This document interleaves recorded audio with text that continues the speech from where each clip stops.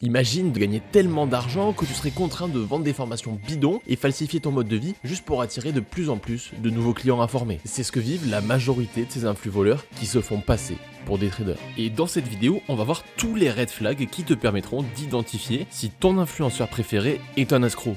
Et j'aimerais qu'à la fin de cette vidéo, en commentaire, tu me dises combien est-ce qu'il a de red flags. Le premier red flag, c'est l'étalage de richesse. Là, c'est le combo classique pour attirer les nouveaux clients. On montre que c'est nous qui en avons le plus. On a la plus belle voiture, la plus belle vue à Dubaï, le plus grand appartement. Là, l'idée, c'est vraiment de montrer qu'on est le plus riche et que c'est grâce justement au trading. Évidemment, l'idée derrière tout ça, c'est de te donner envie d'avoir le même mode de vie, de te faire penser que toi aussi, tu peux y arriver et toi aussi, d'ici quelques années, tu peux être à sa place. Le tout, évidemment, si tu achètes sa formation de trading. Bon, ce red flag-là, il a déjà été démontré des dizaines et des dizaines de fois. De moins en moins de gens se font avoir par ce fameux étalage de richesse. Au contraire, aujourd'hui, ça devient un red flag évident pour tout le monde. Mais tu vas voir que plus on va avancer dans la vidéo, et plus on va voir des choses auxquelles tu t'attends pas forcément. Le deuxième red flag, celui-là, je pense, il est encore assez évident pour ceux qui s'y connaissent un petit peu dans ce monde-là, qui se sont peut-être déjà fait avoir plusieurs fois, c'est les offres limitées. Et ouais, toi, tu commences le trading, t'as envie de te former, t'as trouvé une personne qui a l'air honnête, et en soi, il n'y a aucun mal à proposer une formation de trading, hein. On transmet des connaissances, évidemment que ça se monétise. Ça, il n'y a aucun problème avec ça. Mais comment faire pour te faire passer à l'action immédiatement? Eh bien, on va mettre des offres limitées. Tu sais, ces offres qui te montrent qu'il te reste plus qu'une heure pour acheter la formation avant que le prix triple ou quadruple. Peu importe le moment où tu arrives sur le site, le chrono il se remet à zéro. Enfin, c'est assez rigolo, mais il y a quand même des gens qui se font avoir par ça. Alors ça, c'est le truc automatisé sur un site internet directement, mais on a aussi cette fameuse offre limitée pendant le contenu des influenceurs où ils vont te dire, voilà, ma formation elle est à 1000 €, mais dépêche-toi de l'acheter parce que je pense que dans quelques mois, elle va passer à 3-4 000 €. Donc déjà, quand tu vois tout cet assemblage marketing, là, il y a de quoi te poser des questions et réfléchir à deux fois avant d'acheter cette formation. Le troisième red flag, moins évident à repérer pour les débutants, un peu plus pour les traders expérimentés, c'est de montrer que des gains. Ah ouais, quand tu vas sur la page de certains influenceurs, ils nous montrent que des gains. Et alors, il y en a certains, ils vont faire un truc encore plus malin que ça. Ils vont montrer 95% de gains et de temps en temps, ils vont montrer une perte et dire, vous voyez, je suis transparent, moi aussi je montre mes pertes. Et là, ils nous affichent une petite perte de 500 €, alors qu'à côté de ça, il va enchaîner des gains de 5 à 10 000 € par jour, mais il va nous montrer une petite perte de 500 € pour dire, ouais,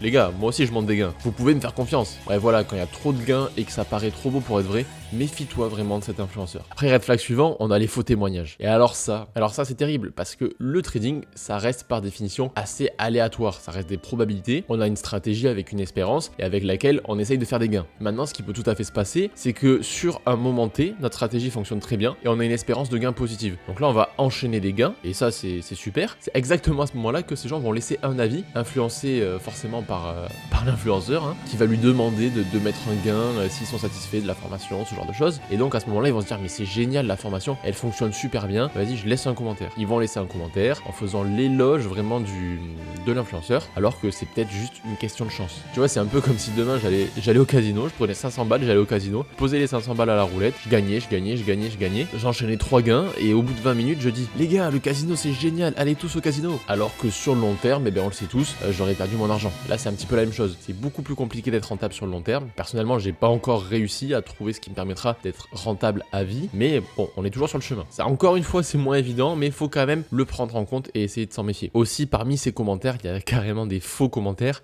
et là, l'idée, c'est de comprendre que les commentaires les plus extravagants sont probablement des faux. Le trading, c'est extrêmement difficile, il n'y a pas de miracle, faut pas se laisser avoir. Alors ensuite, un autre red flag, ce sont les influenceurs qui sont affiliés à des courtiers. Là, faut vraiment vérifier le courtier avec lequel ils sont affiliés, parce que déjà, ça peut être un courtier malhonnête. Et généralement, ils vont passer par des brokers CFD. Donc en fait, si tu veux, tes ordres de trading ne se retrouvent pas réellement sur le marché, c'est le broker qui est ta contrepartie. Donc du coup, lui, il peut se permettre d'avoir quelques modifications sur le prix, sur le swap et sur les spreads. Et donc c'est là où tu peux, sans t'en rendre compte, perdre de l'argent. Ça peut carrément être des brokers frauduleux, et peut-être même que ton influenceur préféré va toucher une commission sur tes trades, et voire pire. Alors là, c'est vraiment le pire broker. Ça, c'est généralement les brokers qui sont en liste noire de l'AMF. Là, c'est quand l'influenceur va être commissionné sur tes pertes. Plus tu perds d'argent, plus lui va gagner d'argent. Donc laisse-moi te dire que son but, c'est pas de te faire toi un trader profitable. Donc vérifie toujours que le broker soit régulé, et si possible ailleurs que dans des paradis fiscaux. Quand tu as un broker qui est régulé à Chypre, à Malte, en Irlande ou je ne sais où, pas forcément une bonne chose. Vérifie quand même qu'il soit pas en liste noire de l'AMF, ça c'est la base. Mais voilà, choisis bien ton broker. Ils sont pas tous affiliés à des brokers, mais s'il y a un trader qui insiste pour que tu ailles sur son broker, là c'est vraiment un red flag. D'ailleurs, je passe le bonjour à une personne qui promeut un broker illégal en France, mais bon, ça j'ai déjà traité dans ma dernière vidéo. Ensuite, on a ceux qui vont filtrer leurs commentaires YouTube. Pour rebondir sur ce que je disais juste avant, ma précédente vidéo qui a touché le public que j'attendais avec ce sujet, eh ben j'ai eu des commentaires extrêmement positifs et je vous en remercie à tous ceux qui ont pris le temps de me laisser un commentaire, mais j'ai aussi eu certains commentaires négatifs, plus en minorité, mais il y en a. Si vous défilez dans les commentaires, il y aura des commentaires négatifs qui sont pas fondés, qui sont, je doute, des fans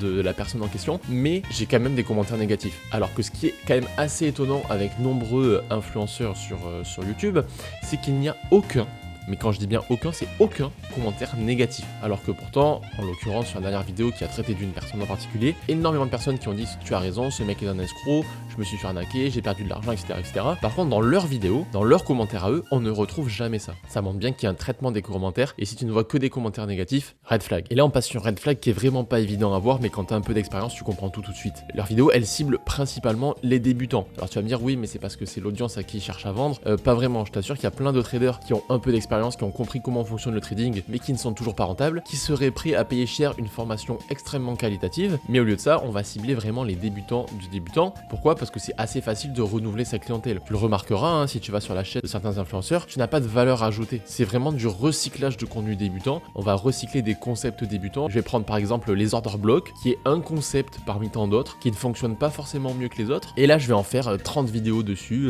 sur ma stratégie order block, etc., etc. Donc en fait, ils vont montrer toujours des concepts débutants et ça va toujours rester flou, mais ça ce sera un des red flags suivants et on va en reparler. Mais voilà, ils recyclent vraiment du contenu, tu sens qu'il n'y a pas de valeur ajoutée, c'est vraiment, ils vont prendre un concept bidon et ils vont t'en parler 15 fois dans 15 vidéos différentes. Et là, red flag. Red flag suivant, pour ceux qui viendraient me dire, oui, tel influenceur est certifié par une propre firme ou je ne sais quoi. Les propres firmes, si tu ne sais pas, c'est des entreprises qui vont te prêter de l'argent, entre guillemets, parce que c'est un compte démo, mais sur lesquels tu vas être commissionné. Enfin bon, je vais pas m'étaler là-dessus, mais tu n'as pas vraiment d'argent à disposition en contrepartie d'une phase d'évaluation. Ça veut dire que tu vas payer cette phase d'évaluation, ça peut être en fonction du capital que tu vas avoir à la suite, ça peut être 100, 200, 500, 1000 euros. Tu vas passer une phase d'évaluation avec certaines règles et certaines contraintes. Si tu arrives à faire une performance, on va te donner un capital de simulation à trader sur lequel touchera des commissions sur les bénéfices. Mais ça prouve absolument rien parce qu'il faut que tu réalises une performance allée de 10% ou 15% en fonction de la propre firme. Mais cet influenceur qui gagne déjà de l'argent de par ses abonnés, de par ses formations, qu'est-ce qu'il en a à faire d'investir 5 fois 500 euros dans une phase d'évaluation, prendre des risques assez conséquents, quitte à perdre les challenges, juste pour en réussir à en valider un et montrer qu'il a tant de capital en propre firme et que c'est un trader exceptionnel. Donc pour moi, ça prouve pas grand chose. Et d'autant plus que je veux pas affirmer des choses dont je ne suis pas certain, mais je suis persuadé qu'il y a des traders qui sont affiliés à certaines propres firmes qui lui fournissent des comptes et des challenges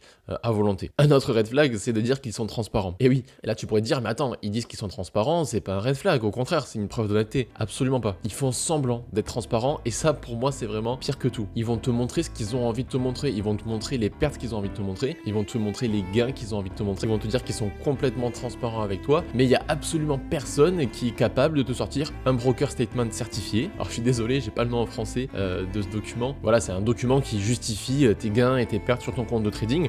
C'est un document légal. Maintenant, je me doute que c'est aussi assez facilement falsifiable, mais voilà, maintenant la façon la plus simple, si demain un youtubeur voulait prouver sa crédibilité de façon sûre sans que personne ne puisse rien lui dire, ce serait tout simplement qu'il aille sur son broker en live, qu'il génère son broker statement et qu'il l'affiche tout simplement. Et là, pour le coup, il n'y aurait plus aucune possibilité pour qui que ce soit de douter de lui. Après, un des derniers cas, c'est les stratégies qui sont volontairement floues, comme on en parlait tout à l'heure. Quand tu regardes ces youtubeurs, ils n'ont pas de système en place, ils n'ont pas de stratégie en place de trading.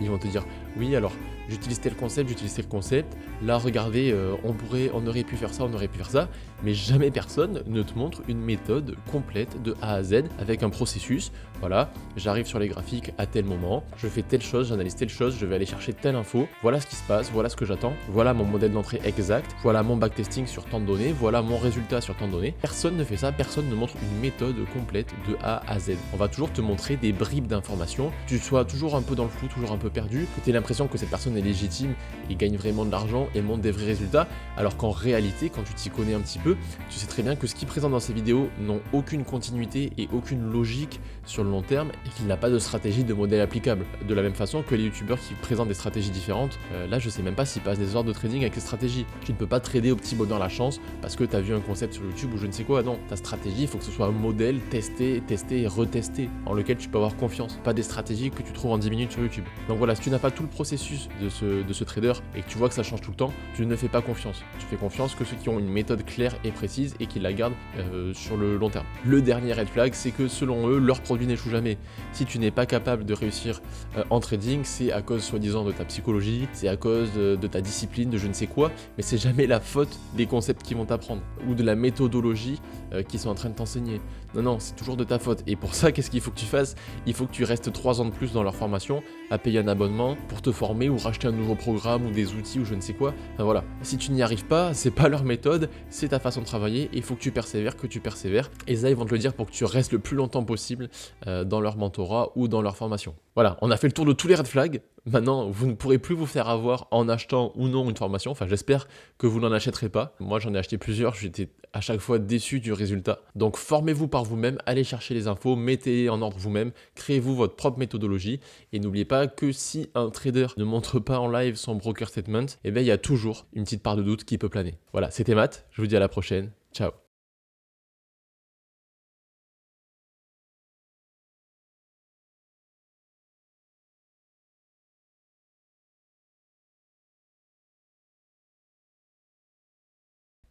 Et dans cette vidéo, on va voir tous les red flags qui te permettront d'identifier si ton influenceur préféré est un escroc. Et j'aimerais qu'en commentaire, à la fin de cette vidéo, tu me dises combien de red flags est-ce qu'il possède. Et j'aimerais qu'à la fin de cette vidéo, en commentaire, tu me dises combien est-ce qu'il a de red flags.